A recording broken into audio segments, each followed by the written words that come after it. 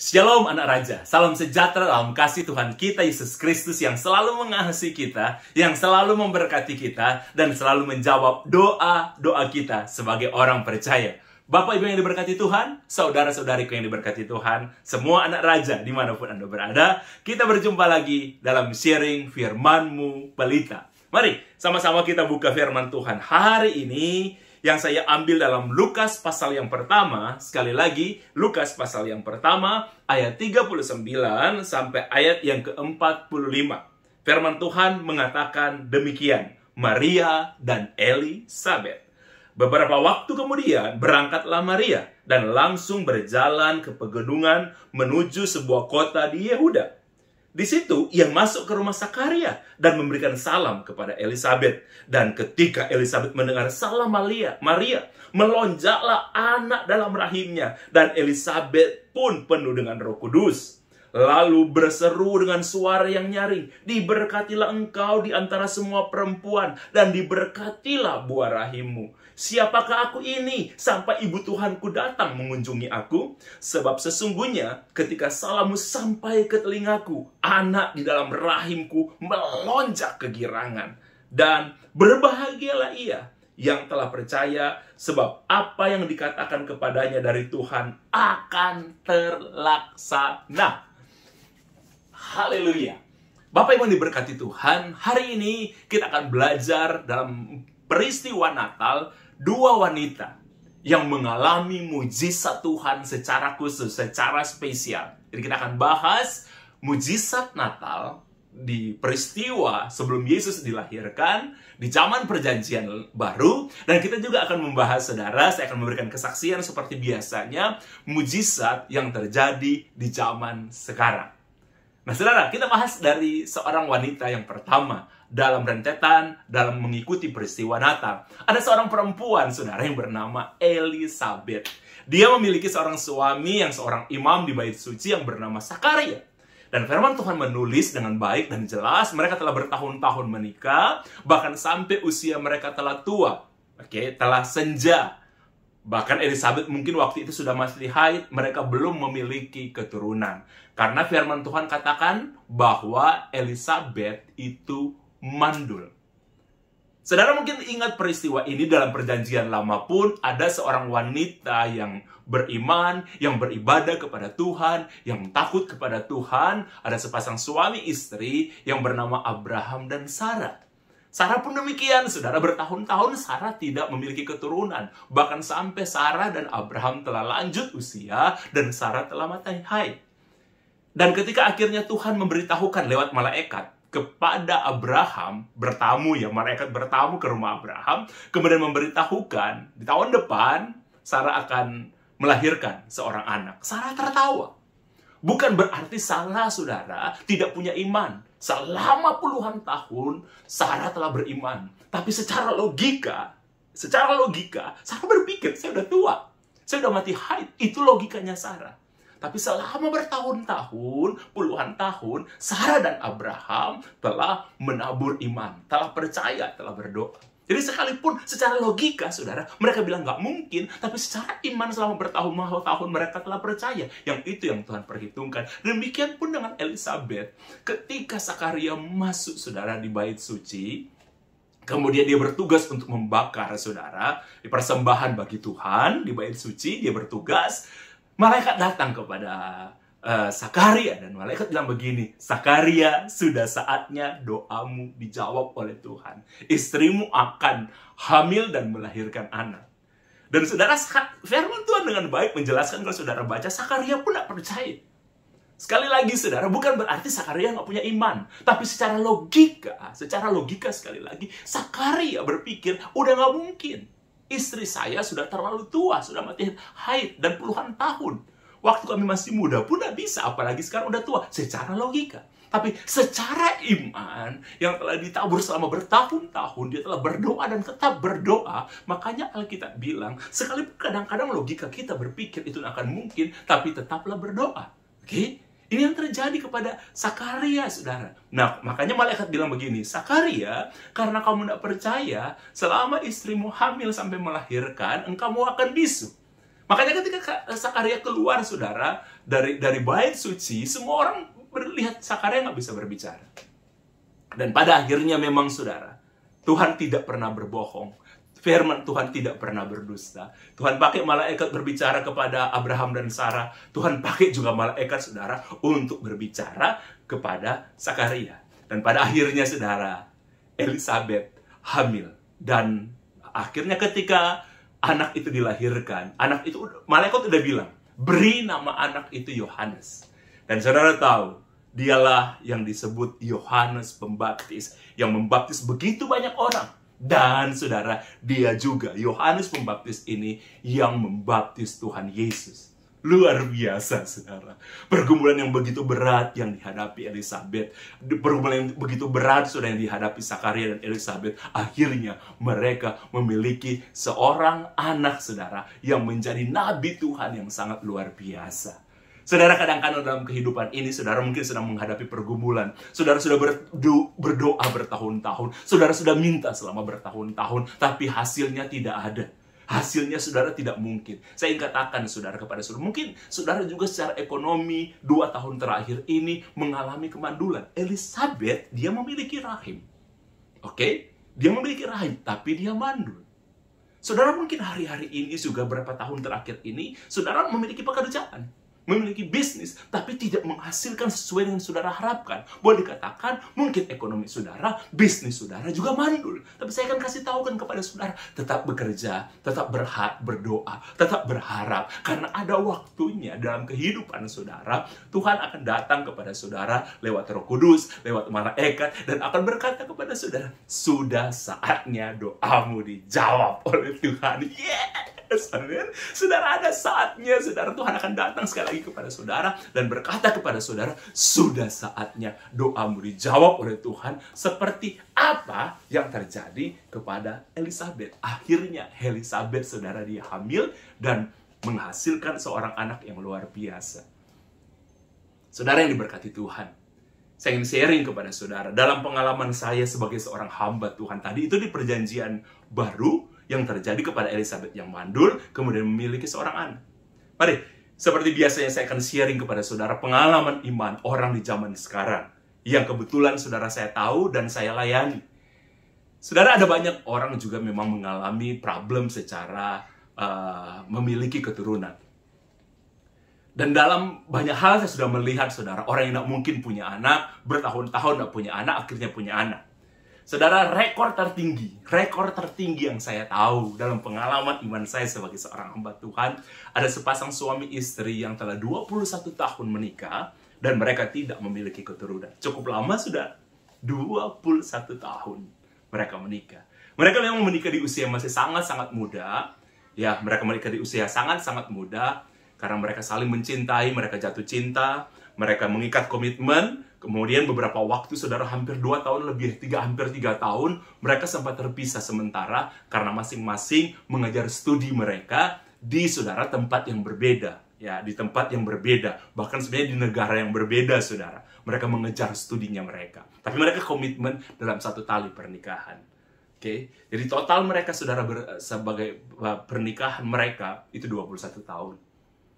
Dan mereka bukannya tidak berusaha. Mereka telah berusaha dengan segala daya upaya mereka. Mereka bilang sama saya ketika mereka bercerita, waktu itu kami akan ke Israel, saudara. Mereka bercerita sama saya, Abuna, ya kalau kita ke Israel, saudara, kalau di Israel biasanya pendeta atau hamba Tuhan dipanggil Abuna, artinya ya pendeta juga. Oke, dia bilang gini, Abuna, kami meminta banyak hal dari Tuhan, dan hampir tidak ada doa kami, permintaan kami yang tidak terjadi. Di pekerjaan mereka naik terus. Bisnis mereka, saudara, diberkati luar biasa, mereka cerita. Bahkan ada beberapa hal yang harusnya di pekerjaan mereka yang tidak mungkin, saudara, itu mungkin. Bahkan, saudara, ada mereka cerita sama saya, bahkan kemungkinannya, saudara, itu cuma sekitar 10%. 90% mungkin mereka akan kehilangan pekerjaan itu. Nggak mungkin mereka dapat. Tapi yang 10% itu dibuat mujizat oleh Tuhan, yang 90% nggak mungkin, dibuat mungkin oleh Tuhan. Mereka bilang, banyak doa kami, Pak Abuna, yang diberikan oleh Tuhan. Kecuali satu, memiliki seorang anak atau memiliki keturunan. Mereka bilang sudah 21 tahun. Istrinya bilang, jauh di lubuk hati saya. Walaupun saya sudah belajar untuk menerima kenyataan, kemungkinan saya dan suami tidak akan punya keturunan. Tapi dia bilang sama saya, Abuna, jauh di lubuk hati saya yang paling dalam, sampai hari ini pun saya tetap ingin memiliki seorang anak atau keturunan. Walaupun semua sudah tidak mungkin. Kalau mau dipikir, karena 21 tahun kami telah berusaha. Dan sebenarnya problemnya bukan hanya ada di istrinya, tapi problemnya juga, saudara, ada di suaminya. Jadi mereka berdua, saudara, yang bermasalah, yang membuat mereka untuk kesulitan untuk memiliki keturunan. Dan ketika mereka ke Israel, saya bawa rombongan ke Israel pada waktu itu, mereka tanya sama saya, Abuna, boleh nggak kami berdoa untuk memiliki keturunan? Saya bilang, tidak ada yang mustahil bagi Tuhan. Kalau Anda ingin punya, karena Tuhan bilang, janji Tuhan, mintalah, maka kamu akan menerima apa yang kamu minta. Yang kadang-kadang kita orang Kristen itu lupa, hak eksklusif kita dikatakan oleh Tuhan Yesus. Ini Tuhan sendiri yang bilang, bukan seorang nabi. Mintalah, maka kamu akan diberikan apa yang kau minta. Saya bilang kepada suami istri ini, berdoa saja.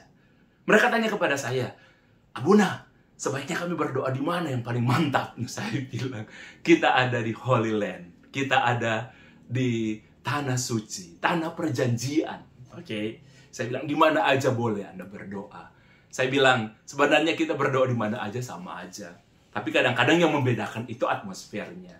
Coba contoh ya, ketika saudara berdoa di rumah, dan ketika saudara berdoa di gereja, atau di ruangan doa, saudara, atau di kamar doa, kadang-kadang terasa beda kan?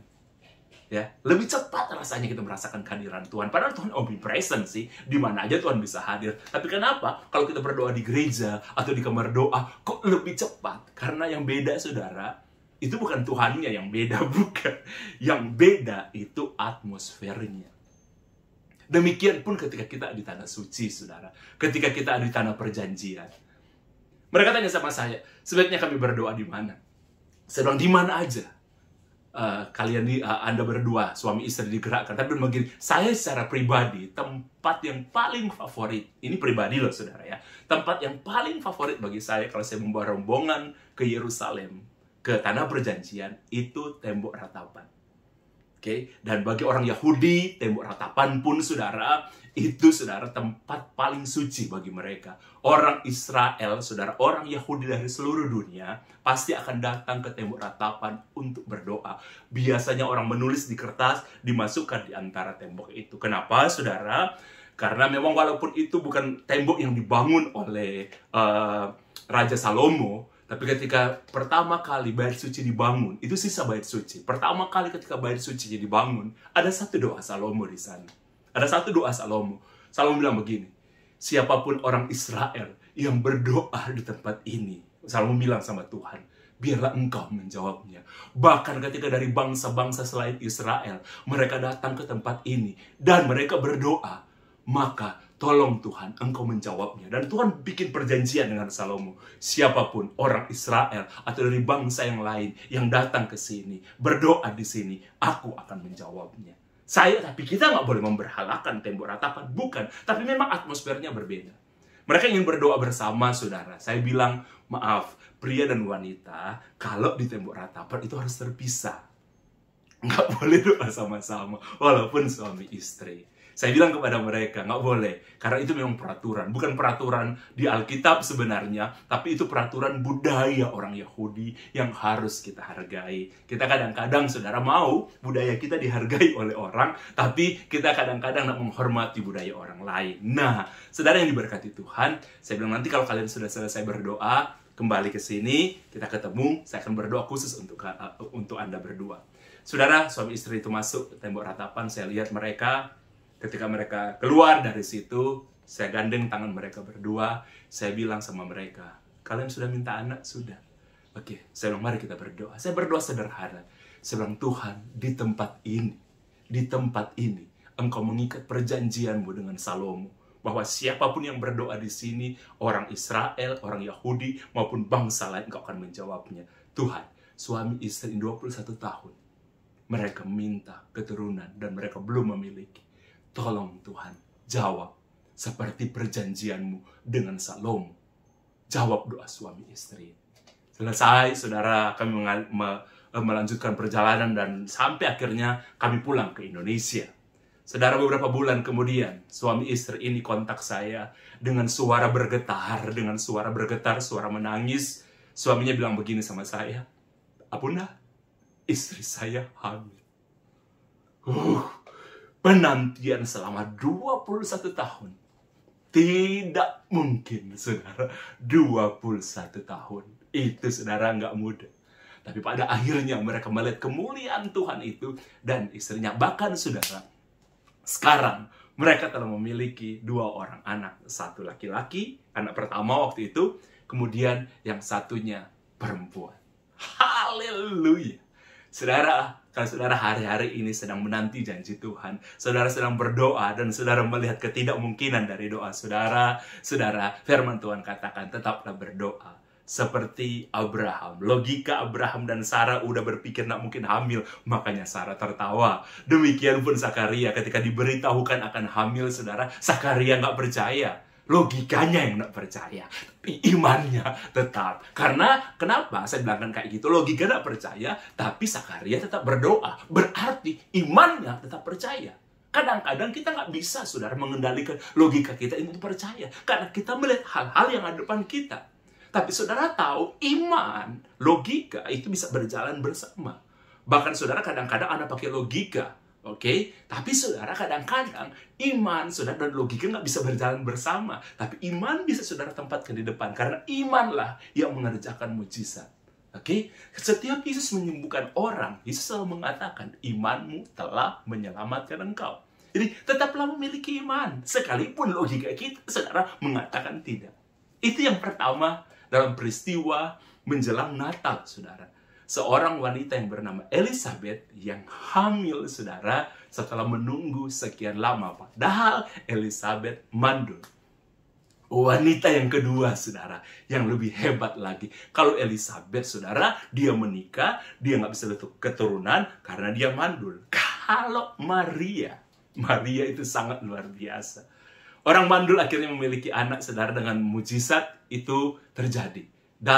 Di zaman perjanjian lama, perjanjian baru, bahkan sampai hari ini. Tapi apa yang Maria alami hanya terjadi kepada Maria, belum pernah terjadi dan mungkin tidak pernah akan terjadi kepada yang lain. Maria barulah bertunangan dengan Yusuf. Dan Maria, firman Tuhan katakan, masih perawan. Dia nggak pernah melakukan hubungan badan dengan siapapun, saudara. Dan Maria bisa hamil. Dan firman Tuhan katakan, Maria hamil karena Roh Kudus. Kalau saudara bingung memikirkan itu, saudara tahu saya dan saudara adalah ciptaan Tuhan. Oke? Dan Tuhan bisa mengerjakan apa aja. Yang tidak mungkin menjadi mungkin. Yang tidak ada menjadi ada. Karena langit, bumi, dan isinya dari tidak ada, Tuhan menciptakan. Bisa ada. Jadi Tuhan bisa mengerjakan apa aja. Itu haknya Tuhan. Oke? Aneh memang. Seorang wanita itu bisa hamil tanpa berhubungan dengan seorang pria. Karena ketika Tuhan menciptakan manusia, semuanya, saudara, harus ada unsur laki-laki, ada unsur perempuan. Bayi tabung sekalipun, nggak bisa kan? Harus ada, saudara, dari laki-laki dan dari perempuan dipertemukan baru menghasilkan keturunan. Kalau Maria tidak. Maria hamil oleh Roh Kudus. Itu sesuatu yang mustahil, itu sesuatu yang tidak mungkin, tapi itu terjadi. Maria dan Elizabeth, mereka itu bersamaan hamil. Makanya ketika Maria mengunjungi Elizabeth, firman Tuhan katakan anak di dalam kandungan Elizabeth itu bergirang, bersukacita. Dan Elizabeth sudah tahu bahwa Maria hamil karena Roh Kudus. Dan Elizabeth tahu, ternyata anak yang akan dilahirkan Maria itu bernama Yesus yang akan menjadi juru selamat bagi dunia, juru selamat bagi orang Israel, juru selamat bagi dunia, juru selamat bagi saya dan bagi saudara. Oke? Maria hamil oleh Roh Kudus. Sesuatu yang sangat-sangat nggak mungkin, tapi mungkin bagi Tuhan. Oke? Dan hebatnya Maria, saudara, Maria tahu resikonya dia hamil di luar nikah. Zaman sekarang, saudara, orang aja kalau ngambil di luar nikah akan jadi perguncingan bagi banyak orang. Apalagi zaman dulu. 2000 tahun yang lalu, lebih lagi. Tapi saudara tahu, walaupun Maria tidak mengerti. Maria sempat bilang, loh, saya ini masih perawan, bagaimana mungkin hamil? Malaikat bilang, tidak ada yang mustahil bagi Tuhan. Dan Maria bilang begini, terjadilah padaku sesuai kehendak-Mu. Oke? Itu bukan kehendak Maria. Dan Maria tahu, orang akan mempermasalahkan dia. Orang akan memperguncingkan dia. Dan saudara ingat, Yusuf pun berencana untuk meninggalkan Maria. Tapi kan nggak jadi. Karena Tuhan bela, Tuhan berbicara kepada Yusuf lewat malaikat. Sekali lagi Tuhan pakai malaikat untuk berbicara. Yang hebatnya dari Maria, Maria siap. Saudara, jadilah orang Kristen seperti Maria. Kita belajar ya. Jadi siap. Kadang-kadang kehidupan ini penuh resiko, saudara. Tapi kalau saudara melakukan kebenaran dengan baik, saudara. Kebenaran lo ya. Bukan keegoisan. Kebenaran dengan baik, saudara. Itu akan mendatangkan kebaikan. Maria sampai hari ini, saudara, dikenang ya sebagai ibu Yesus. Patung Maria bahkan, saudara, ada di banyak tempat. Orang akan mengenang dia seorang perawan suci. Haleluya. Dari tidak mungkin menjadi mungkin. Saya ingin menceritakan kesaksian, saudara. Saudara, saya mengenal seseorang. Saya mengenal seseorang yang bagi saya sudah seperti keluarga. Bagi saya, saudara, itu sudah seperti keluarga. Saya memanggil beliau dengan kakak, saudara. Saya mengenal beliau makin hari makin dekat, makin lama makin dekat. Dan beliau salah satu orang yang tiap hari dengan pendoa didoakan. Kami ada 4 orang pendoa yang mendoakan beliau, saudara. Saudara tahu kenapa? Awal kami mendoakan beliau, ketika satu kali Tuhan berbicara, selalu doakan, cover doa orang ini. Karena Tuhan bilang, yang Tuhan lihat dari orang ini, dari kakak saya yang saya panggil kakak ini, itu hatinya. Yang Tuhan lihat, yang paling penting yang tidak bisa dilihat manusia, kan? Oke, orang bisa berbuat baik, tapi hatinya nggak baik tentu. Kadang-kadang. Tapi saudara, yang Tuhan paling lihat, itu hati manusia. Seperti ketika Tuhan mengangkat Daud sebagai Raja Israel, oke? Dan Samuel melihat semua kemungkinan kakak-kakak Daud. Mereka punya kemampuan untuk menjadi raja, tapi tidak punya hati untuk menjadi raja. Daud, waktu itu masih sangat muda, tidak punya kemampuan waktu itu menjadi raja, tapi hatinya, hati raja. Punya the best quality heart, punya kualitas hati raja. Nah, demikian dengan kakak saya ini. Ya, walaupun bukan kakak kandung, saudara, tapi saya panggil kakak. Beliau, saudara, itu punya the best quality heart. Itu yang Tuhan lihat. Nah, ada sebuah peristiwa yang luar biasa, saudara, di tahun ini dalam kehidupan beliau. Nanti waktu saya ceritakan kehidupan secara pribadi. Tapi ada satu hal yang terjadi yang luar biasa. Saudara, dalam waktu ini, menjelang akhir tahun ini, saudara, tiba-tiba, saudara, Tuhan menaruh kepada beliau. Beliau itu melihat ada sebuah gereja yang belum terbangun dengan baik, saudara. Ya, istilahnya mangkrak. Beliau bukan berjemaat di gereja itu. Beliau juga tidak kenal dengan pendetanya, tidak kenal, saudara, sama sekali. Dan bukan beribadah atau pernah berjemaat di gereja itu, tidak. Tapi tiba-tiba, saudara, Tuhan menggerakkan hati beliau untuk membantu gereja itu untuk menyelesaikan pembangunan gereja itu. Itu luar biasa. Bukan jemaat, loh, saudara. Bukan jemaat. Akhirnya, saudara, saya bersyukur. Makanya saya lihat, kakak saya ini punya the best quality heart. Ketika Tuhan menggerakkan dia mau bergerak. Karena kadang-kadang ada orang yang digerakkan oleh Tuhan tidak mau bergerak. Nah, ketika Tuhan menggerakkan hati beliau, saudara, beliau mau bergerak. Akhirnya, saudara, dia mengutus orang, berbicara dengan pendeta itu, kemudian beliau berkomitmen untuk membangun gereja itu. Awalnya, saudara, hanya tembok dan atap. Dan, saudara, beliau juga berbagi dengan beberapa orang, dengan teman. Anda mau kita sama-sama enggak? Dan akhirnya, saudara, ada orang yang bantu. Yang mau membantu. Kakak saya ini memberikan 250 juta. Kemudian ada orang lagi, saudara, rekan bisnisnya dia juga membantu 250 juta. Dan yang paling luar biasa, saudara, ada orang yang bukan Kristen. Tidak seiman. Tapi ketika dia mendengar ada hal seperti itu, beliau langsung bilang begini, saya juga memberi 250 juta. Itu luar biasa. Di zaman seperti sekarang, saudara, orang, saudara, ya memilah-milah. Ini bukan orang Kristen, loh, saudara. Bukan orang Kristen, tapi Tuhan menggerakkan dia. Dan beberapa waktu kemudian, bukan dia hanya ngomong, ditransfer langsung 250 juta. Jadi akhirnya, saudara, ada uang 750 juta. Untuk bisa dipakai pembangunan gereja yang ada di satu kota di Indonesia. Itu luar biasa. Bahkan, saudara lihat deh, ini Dan orang yang bukan Kristen ini, saudara, orang yang bukan Kristen ini bukanlah orang kaya raya, bukanlah orang yang punya uang berkelimpahan, tidak, biasa aja. Tapi dia mau memberi dari apa yang dia punya. Oh, saya yakin orang ini akan menerima sesuatu mujizat luar biasa dari Tuhan, saudara. Dia menabur, karena siapapun orang, apapun agama Anda, kalau Anda menabur, prinsipnya Anda akan menuai. Oke? Nah, perlu saudara mau saudara agama apa, kepercayaan. Kalau orang menabur, itu pasti menuai. Saya percaya orang yang menabur ini akan menuai dalam banyak hal. Dan firman, dan gembala yang di gereja itu, saudara sampai kaget. Dia pikir, ini gereja mujizat. Karena harusnya nggak mungkin, saudara. Apalagi di zaman corona ini, yang orang menahan semua, saudara. Karena banyak orang sedang mengalami kesulitan. Bahkan kakak saya ini mengatakan begini, dia akan menyelesaikan pembangunan gereja ini sampai selesai. Bahkan untuk isi dari gereja, kebutuhan isi gereja ini sampai gereja itu siap untuk dipakai sebagai tempat beribadah. Itu tidak mungkin. Karena pertama, saudara, beliau bukan jemaat di gereja itu. Beliau tidak kenal gembala di gereja itu. Dan gembala ini juga, saudara, tidak kenal dengan beliau. Mungkin pernah dengar nama, tapi tidak kenal. Tapi Tuhan sutradara yang baik. Dia maha pencipta segalanya. Dia buat semuanya itu, saudara, bisa ketemu. Dan saya yakin pembangunan gereja itu akan selesai. Saudara lihat, ada banyak hal yang di luar pikiran kita. Gembala itu sampai bilang, ini gereja mujizat. Oke. Karena saudara, yang justru membangun gereja itu bukan jemaat, tapi orang lain. Itu luar biasa ya. Saudara, saya berdoa. Biarlah sebelum kita akan menutup tahun 2021 ini, biar saudara akan mengalami kado Natal yang terindah.